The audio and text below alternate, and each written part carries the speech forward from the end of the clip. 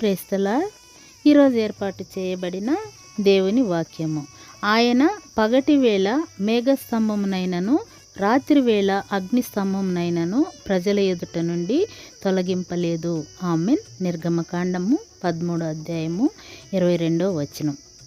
ఇశ్రాయేలీయులు అరణ్య మార్గములో నడుస్తున్నప్పుడు దేవుడు వారిని ఒంటరిగా వదిలేయక పగటివేళ మేఘస్తంభమై రాత్రివేళ అగ్నిస్తంభమై ఉన్నాడు.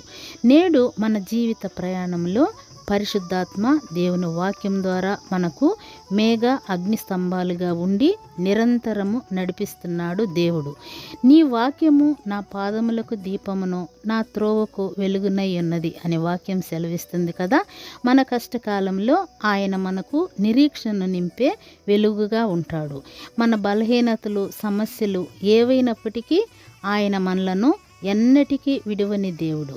ఆయన ప్రత్యక్షత మన నుండి ఎప్పటికీ తొలగిపోనివ్వడు. ఆమెన్.